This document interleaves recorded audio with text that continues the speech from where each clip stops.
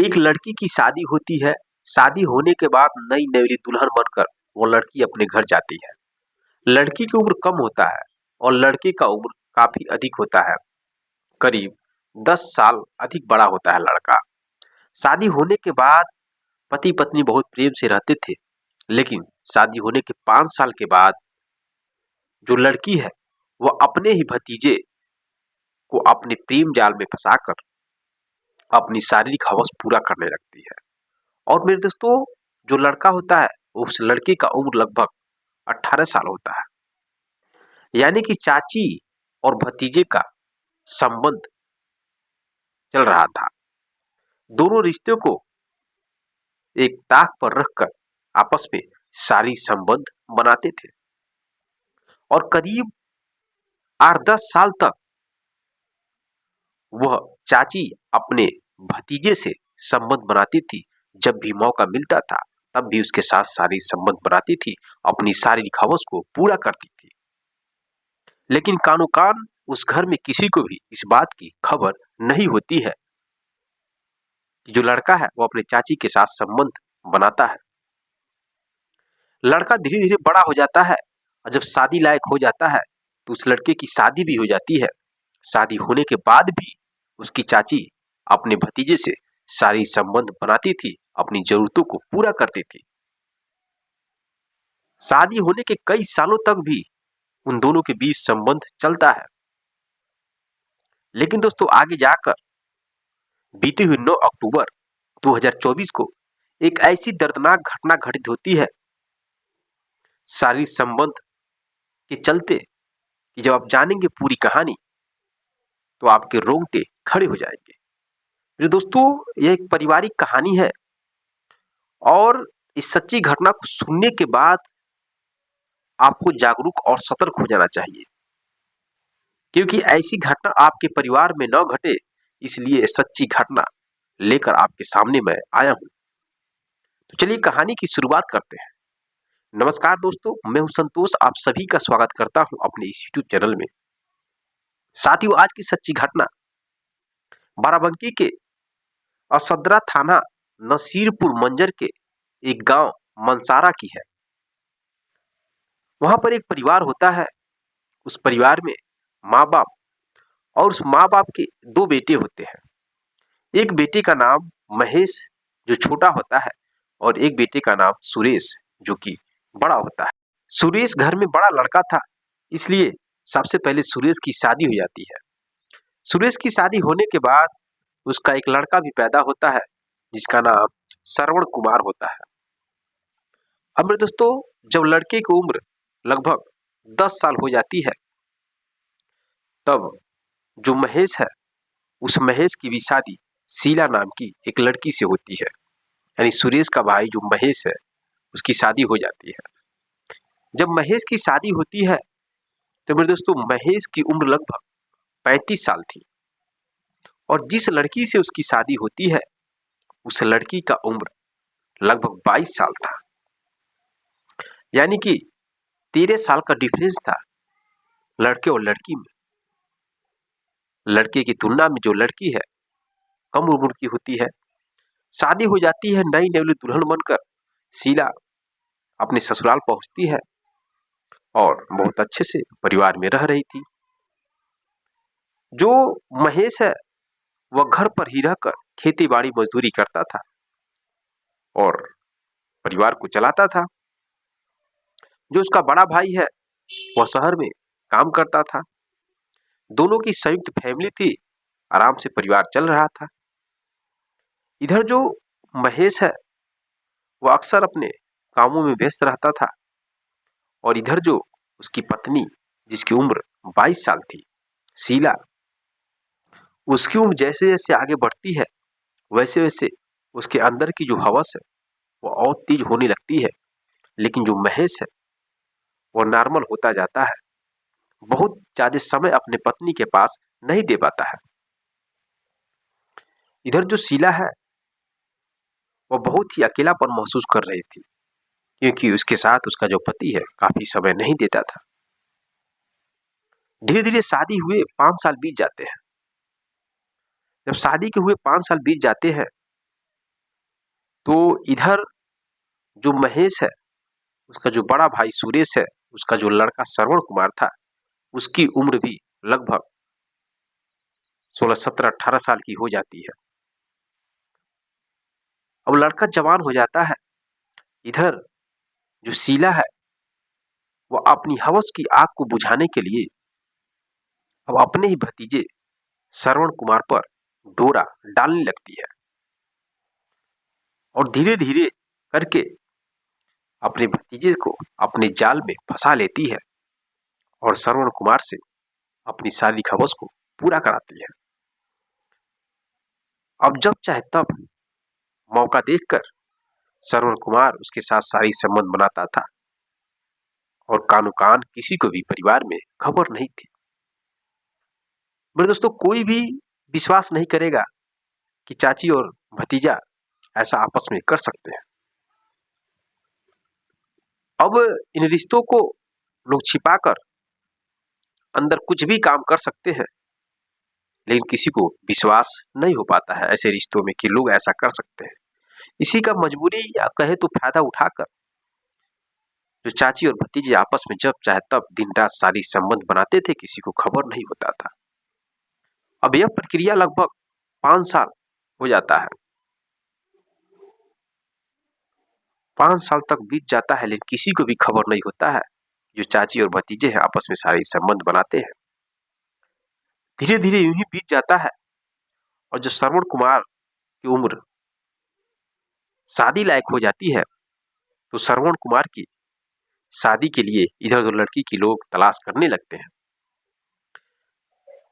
जब शादी उसकी इधर उधर कहीं बातचीत चलता है, जो उसकी चाची है वो बहुत ही नाराज होती है और श्रवण कुमार से कहती है, देखो मैं तुमसे प्रेम करती हूँ, तुम भी मुझसे प्रेम करते हो, हम दोनों का जो रिश्ता है अब चाची भतीजे का नहीं है, और चलो हम दोनों कहीं भाग चला जाए और हम तुमसे शादी करना चाहते हैं। लेकिन श्रवण कुमार कहता है कि आप चाची लोगों की समाज क्या कहेगा, ऐसा हम नहीं कर सकते, और आप घबराइए नहीं, हमारी शादी होने के बाद भी हम आपकी जरूरतों को पूरा करते रहेंगे, आपके साथ संबंध बनाएंगे, जो भी इच्छा रहेगी सब कुछ आपका मनो की जो कामना है, जो सब कुछ जो मन की इच्छा है सबको पूरा करते रहेंगे। अब इस वजह से जो शीला वो मान जाती है और उसके भतीजे श्रवण कुमार की शादी हो जाती है। शादी होने के बाद भी श्रवण कुमार जो भी पैसा कमाता था और जो भी उसकी चाची की हवस थी उसको भी पूरा करता था, लेकिन अब पहले जैसा नहीं मिल पाता था क्योंकि उसकी पत्नी भी उस घर में रहती थी। इस वजह से कभी काल अपनी चाची के साथ संबंध बना लेता था और धीरे धीरे अपने चाची से लगाव अब कम कर लिया। अब इस वजह से उसकी चाची अपने भतीजे पर बहुत गुस्सा करती थी, बात बात में लड़ाई झगड़े कर लेती थी कि तुम मेरे साथ संबंध नहीं बनाते हो, मुझे भूल गए हो, अपनी पत्नी को ज्यादा मानते हो। दोस्तों, इस तरह से उन दोनों के बीच में लड़ाई होती रहती थी, लेकिन इस बारे में अभी तक भी उस परिवार में किसी को भी नहीं खबर था। अब इसी बात को लेकर उन लोगों में कई बार लड़ाई झगड़े होते हैं। तो लड़का कई बार बाहर कमाने के लिए चला जाता है, फिर भी फोन करके इसको परेशान करती है। अब उसको धमकी देने लगती है, अगर तुम मुझसे नहीं मिलोगे, मेरे साथ संबंध नहीं बनाओगे, मुझको प्यार नहीं करोगे, तो मैं पूरी कहानी तुम्हारी पत्नी से कह दूंगी, तब तुम्हें पता चलेगा। पूरे परिवार लोगों को बताकर मैं यहां से भाग जाऊंगी, तब तुम क्या करोगे। इसलिए भलाई इसी में है कि तुम मुझसे शादी करो और हम दोनों यहां से भाग चला जाए। मेरे दोस्तों, भतीजे की शादी भी हो चुकी है, उसकी पत्नी भी आ चुकी है, इधर चाची अपने भतीजे के प्यार में पागल हो चुकी है। अब उसको कुछ दिख नहीं रहा है कि कितने लोगों की जिंदगी बर्बाद करने पर वो तुल गई है। उसका पति भी है, उसके भतीजे की पत्नी भी है, लेकिन वो जिद ठान लेती है कि मैं तुमसे शादी करूंगी और मुझे लेकर यहां से चलो। अब इस वजह से जो उसका भतीजा है श्रवण कुमार बहुत ही ज्यादा डिस्टर्ब हो जाता है। कोई भी इंसान रहेगा तो इस कंडीशन में बहुत ज्यादा डिस्टर्ब हो जाएगा।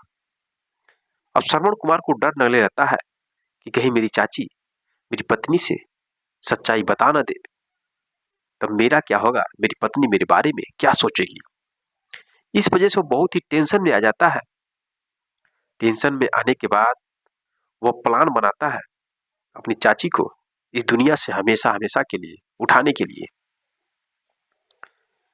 अब जो श्रवण कुमार है शहर से घर पर आ जाता है और अपने चाची से पहले जैसा मिलना जुलना बातचीत करना सब कुछ स्टार्ट कर देता है। एक प्लान के अंतर्गत उसकी चाची को लगता है कि मेरा भतीजा अब पहले जैसे मुझसे प्रेम करने लगा है और मेरी जरूरतों को पूरा करता है। लेकिन उसकी चाची को नहीं पता था यह एक बहुत बड़ा प्लान है, एक साजिश रची जा रही है उसके प्रति। जब पत्नी को पूरा विश्वास हो जाता है, जब चाची को पूरा विश्वास हो जाता है अपने भतीजे पर, तो तारीख थी 9 अक्टूबर 2024। उस दिन उसकी हत्या करने की तारीख रखी जाती है और जो श्रवण कुमार है वो अपने दोस्त राजेंद्र कुमार से बात करता है। बात करने के बाद एक चाकू मार्केट से खरीद कर लाता है। लाने के बाद 9 अक्टूबर 2024 को शाम को अपने चाची को अपने ही घर के अगल बगल जो खेत था उस खेत में बुलाता है मिलने के लिए। चाची उसकी बहुत खुश होती है और मिलने के लिए चली जाती है। गांव से बाहर खेत में जाने के बाद जो उसका भतीजा है वो अपनी चाची की हवस को पूरा करता है और पूरा करने के बाद आपस में बातचीत में लड़ाई झगड़ा करते हैं सब और चाकू निकाल कर अपनी चाची पर वार करता है। लगभग 31 बार वार करके अपने चाची को हमेशा हमेशा के लिए सुला देता है। जब चाकू से अपने चाची पर वार कर रहा था तो उसके हाथ में भी एक जगह कट गया था।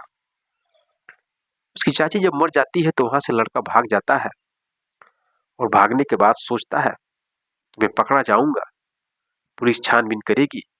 तो उसके हाथ में जो कटा था उसको छिपाने के लिए अपनी गाड़ी को ही तोड़ फोड़ देता है और दो चार जगह अपने आप में चोट लगा लेता है, पट्टी उट्टी करा लेता है ताकि लोग जाने कि उसका एक्सीडेंट हो गया है। इधर सुबह होता है, लोग जब सुबह में जाते हैं उस खेत की तरफ तो बॉडी को देखते हैं तो सब लोग परेशान, हंगामा हो जाता है, पूरे गांव के लोग जुट जाते हैं कि किसने इसकी हत्या की। अब उसके जगह पर जो बॉडी होती है वहां पे श्रवण कुमार का पर्स गिर गया था। अब पर्स में उसका फोटो था। उस पर्स के माध्यम से पुलिस को शक होता है कि श्रवण कुमार ने ही अपनी चाची की हत्या किया है। श्रवण कुमार से पूछताछ किया जाता है, उसके हाथों को देखा जाता है तो हाथ पे कटे का एक निशान होता है। अब उसको देखकर पुलिस को और शक हो जाती है, कहीं न कहीं चाकू से वार करते समय भी इसके हाथ में कट गया है। पहले तो गोल गोल बातों को घुमाता है श्रवण कुमार और कई दिनों तक बीत जाता है। लगभग 10 दिन के बाद श्रवण कुमार टूट जाता है और अपनी पूरी सच्चाई बता देता है कि मेरी चाची किस तरह से मेरे साथ संबंध बनाती थी। जब मैं 15 साल का था, 16 साल का था, तभी से चाची मेरे ऊपर नजर डाली। मैं उसके चक्कर में फंस गया, मेरे साथ जब चाहे तब सारी संबंध बनाती थी। यहाँ तक कि मेरी शादी होने के बाद भी मैं उसके साथ संबंध बनाता था। मुझे मजबूर कर दी, मुझे ब्लैकमेल करने लगी संबंध बनाने के लिए और मैं बहुत काफी परेशान होने लगा। इस वजह से मैंने यह कदम उठाया है। अब जब ये सच्चाई लोग जानते हैं तो सभी लोगों के रोंगटे खड़े हो जाते हैं। सब लोग सोचने लगते हैं कि चाची और भतीजे का रिश्ता माँ बेटे का रिश्ता माना जाता है, लेकिन इन दोनों ने एक माँ बेटे के रिश्ते को शर्मसार कर दिया। साथियों, उस लड़के को जेल के अंदर बंद कर दिया जाता है और वो जेल में सड़ रहा था। और सोचिए इस रिश्ते से कितने लोगों पर प्रभाव पड़ा। वो परिवार टूट गया, बिखर गया। श्रवण कुमार से जिसकी शादी हुई थी, सोचिए उसके ऊपर क्या गुजर रही होगी। जो श्रवण कुमार का पिता था, उसके ऊपर क्या गुजरेगी। एक हवस के चक्कर में परिवार को तोड़ दिया उन लोगों ने। तो मैं आपको इस सच्ची घटना के माध्यम से यही बताना चाहता हूं, दोस्तों, अपने मन को काबू रखें, कंट्रोल रखें और चंद हवस की सुख को पाने के लिए रिश्तों को तार तार मत करें। लोग इसको अपनी चरम सुख पाने के चक्कर में इंजॉय लेते हैं और इस इंजॉय के चक्कर में कितनी बड़ी क्राइम कहानियां लिखी जाती है, इस हवस के चक्कर में उन लोगों को अंदाजा नहीं होता है। इसलिए आप जागरूक और सतर्क रहिए। इस सच्ची कहानी के माध्यम से सीख लीजिए, सावधान रहिए, अपने परिवार पे, हर एक लोगों पर नजर रखिए, कहीं आपके परिवार में ऐसी घटना न हो सके। बाकी आप लोग की राय क्या है, कमेंट बॉक्स में कमेंट कर सकते हैं। मिलते हैं नेक्स्ट वीडियो में नेक्स्ट कहानी के साथ। तब तक के लिए जय हिंद, जय भारत।